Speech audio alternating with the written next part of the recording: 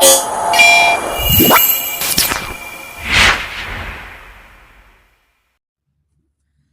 Students, स्वागत है आपका आपके अपने चैनल गौर एकेडमी में। तो देखिए, आज हम लोग करने वाले हैं 10th class mathematics mid term exam में जो क्वेश्चन आए हुए हैं, इंपॉर्टेंट क्वेश्चन हैं प्रीवियस ईयर में। तो देखिए क्या है, ये हिंदी में है क्वेश्चन 2। हम लोग कुछ क्वेश्चन पहले ही कर चुके थे 31 तक। देखिए 31 तक कर चुके हैं, आज है 32 क्वेश्चन। तो देखिए यहाँ हिंदी वाले पोर्शन में थोड़ा सा स्पेस है, इसलिए यहाँ करा रहा हूँ। इंग्लिश में यहाँ पर थोड़ा सा हौच पौच है। तो देखिए यहाँ से करते हैं। क्या कह रहा है, ये एक पॉइंट है 174,2, ये और ये, इनको मिलाने पर एक क्वाड्रिलेटरल बनेगा, तो उसका एरिया बताना है। कुछ नहीं, देखिए ये पॉइंट ए मान लिया हमने 1,7, एक पॉइंट बी मान लिया जिसके कोऑर्डिनेट 4,2 हैं, एक कोऑर्डिनेट -1, -1 सी मान लिया, एक हमारा डी हो गया जिसके -4,4 है। तो इनको मिलाने पर एक हमारा क्वाड्रिलेटरल बना। ठीक है, तो इसका एरिया बताना है। क्या बताना है? एरिया। तो कुछ नहीं करना, सबसे पहले इसको दो पार्ट में डिवाइड कर लिया, तो एक ट्रायंगल बनेगा, ये दूसरा ट्रायंगल। तो क्या करेंगे, area of triangle ABD, ABD find करेंगे। क्या कहता है, इसका एक फॉर्मूला होता है, जब किसी ट्रायंगल के 3 वर्टेक्स दे रखे हो तो उसका एरिया 1/2 x1 y2 माइनस के y3 plus x2 y3 minus के y1 plus x3 y1 minus के y2।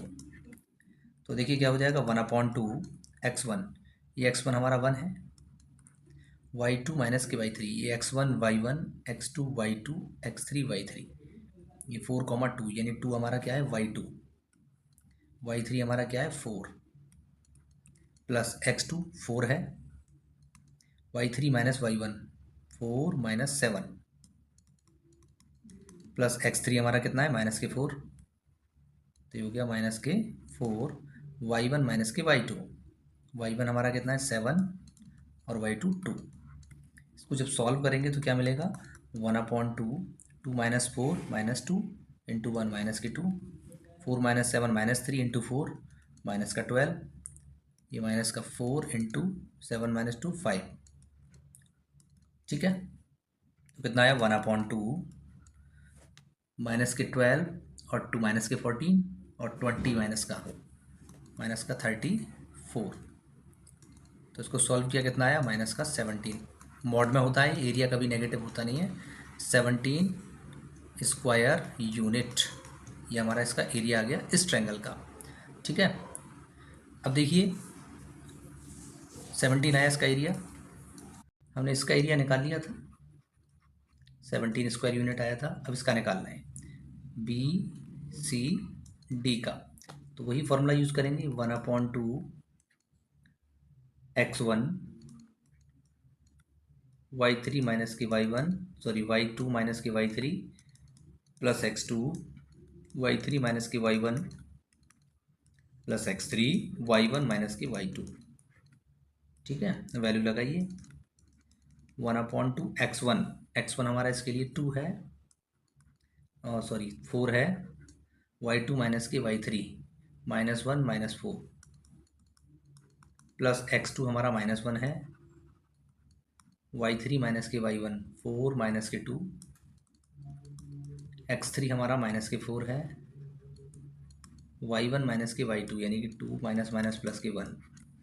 इसको जब सॉल्व करेंगे तो क्या मिलेगा, 1/2 -1 -4 -5 इंटू 4 माइनस का 20, और ये देखो 4 -2 2, 2 इंटू 1 2, माइनस के 4 3 या 12, तो ये मिलेगा आपको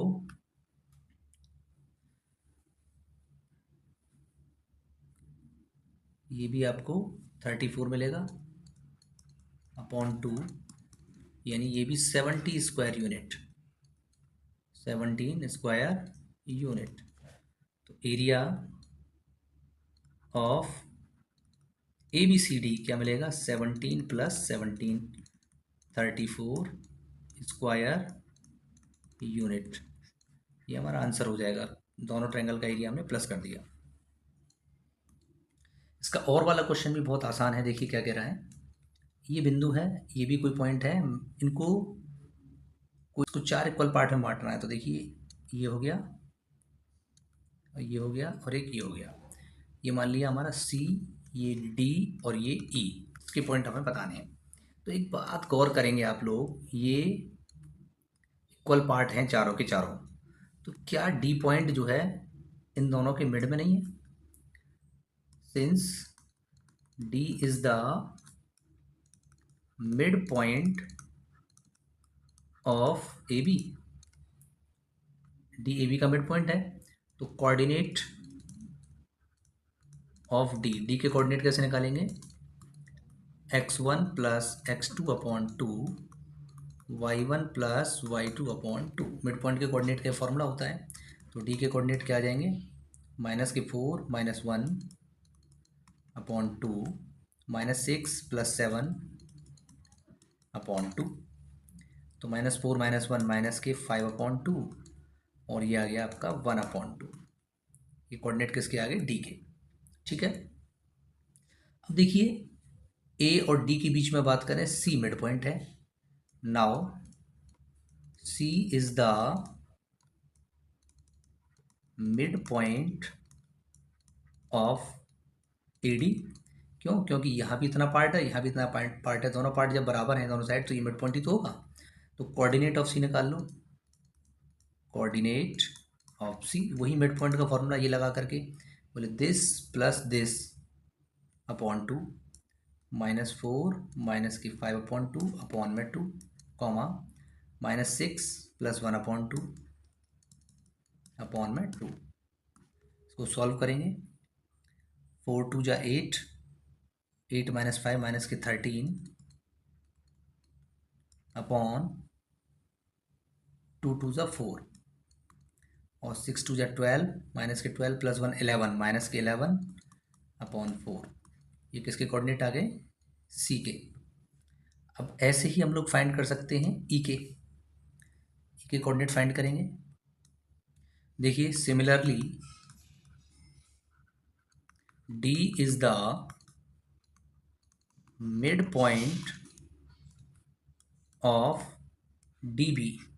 DB का मिड पॉइंट है E, इसीलिए coordinate of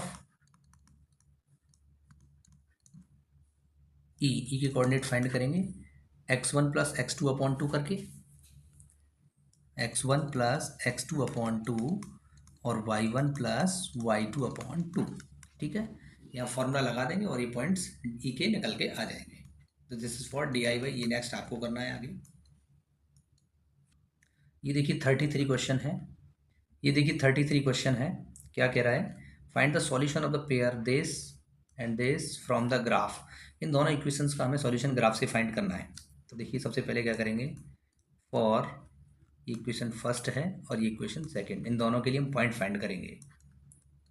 for equation first के लिए हमने पॉइंट निकाले x y।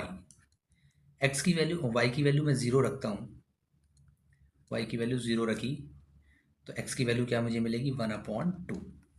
और मैं x की वैल्यू 0 रखता हूँ तो मुझे y की वैल्यू क्या मिलेगी? -1। ठीक है।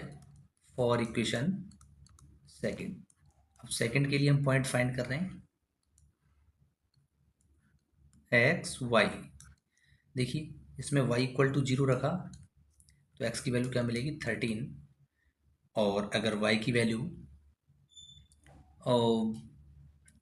x की वैल्यू 0 रख देते हैं तो y की वैल्यू 13/2 यानी कि 6.5 ये हमको मिलने वाली है।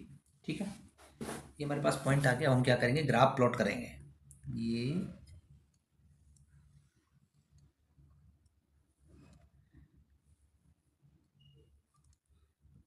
ये एक्स एक्सिस, ये वाई एक्सिस। तो देखो सबसे बड़ा पॉइंट क्या है? 13 है।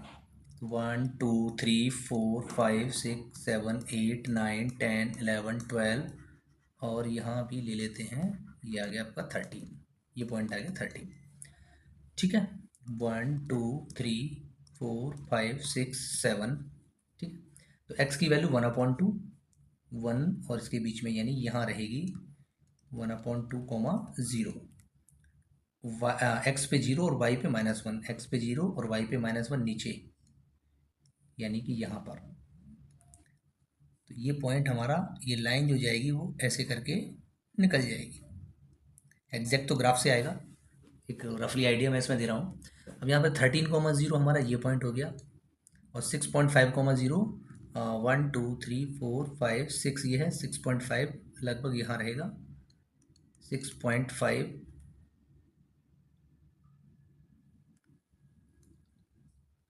तो देखिए 6.5, ये 0,6.5, इन दोनों पॉइंट्स को मिला देंगे तो ये हमारी लाइन गई। ठीक है, तो क्या कह रहा है, सॉल्यूशन फाइंड करना है। सॉल्यूशन मतलब ये इंटरसेक्टिंग पॉइंट कहाँ है, तो इसको हम देखेंगे एक्स एक्सिस पे कहाँ मिल रहा है और वाई एक्सिस पे कहाँ मिल रहा है। ठीक है,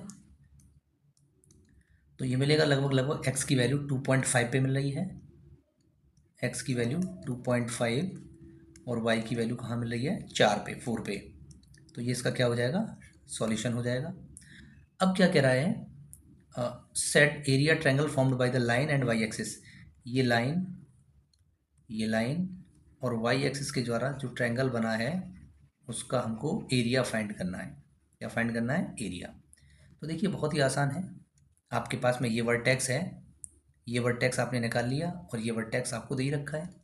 तो इन दोनों का एरिया, वही फॉर्मूला जो भी बताया था, area of triangle 1/2 x1 y2 minus के y3 plus x2 y3 minus के y1 plus x3 y1 minus के y2, उसका यूज़ करके आपके पास में ये कोऑर्डिनेट दे ही रखे हैं तुम्हारे 2.5, 4, ये इसके हैं, ये इसके हैं, और तीनों कोऑर्डिनेट हमारे पास में हैं। लगा देना, आंसर आ जाएगा। इंपॉर्टेंट क्वेश्चन है, वेरी इंपॉर्टेंट। ये देखिए 34 क्वेश्चन, वेरी इंपॉर्टेंट क्वेश्चन, बहुत ही अच्छा क्वेश्चन है। क्या कह रहा है, cos theta plus sine theta P है, sec theta plus cosec theta Q है, तो आपको ये 2p का इक्वल प्रूफ करना है। तो देखिए यहाँ से अगर मैं देखूँ, सेक थीटा को 1/cos theta plus cosec theta को 1/sin theta equal to Q लिखा, इनका एलसीएम ले लिया, sine theta into cos theta, तो ये हो जाएगा sine theta plus cos theta equal to Q. ठीक है, और इसकी वैल्यू क्या है, sine theta plus cos theta की वैल्यू पी है, तो P upon sine theta into cos theta equal to Q. ठीक है, तो मैं यहाँ से इसको इधर ले जा रहा हूँ, तो क्या बन जाएगा, P upon Q equal to sine theta into cos theta. ठीक, अब आपको पूछ रहा है Q into P square minus 1 equal to 2p हमें प्रूफ करना है। तो देखिए सबसे पहले इसका एलएचएस पार्ट ले लिया, क्यू, क्यू की वैल्यू कितनी है, क्यू की वैल्यू है P upon sine theta cos theta, ये रही यहाँ से, इंटू पी स्क्वायर माइनस के 1, यानी इसका square cos theta plus sine theta का होल स्क्वायर माइनस के 1, तो P upon sine theta cos theta whole square open कर दो, cos square theta plus sine square theta plus 2 sine theta cos theta minus 1, तो क्या मिला, P upon sine theta cos theta, ये देखो cos square theta plus sine square theta 1 होता है, plus 2 sine theta cos theta minus के 1, ये 1 से 1 कैंसिल हो गया, क्या मिला आपका, P upon sine theta into cos theta multiply में 2 साइन थीटा कॉस थीटा बचा, ये देखो ये कैंसिल हो गया, p इंटू 2 बराबर 2p, यही हमको प्रूफ करना है, इक्वल टू RHS। अच्छा क्वेश्चन था।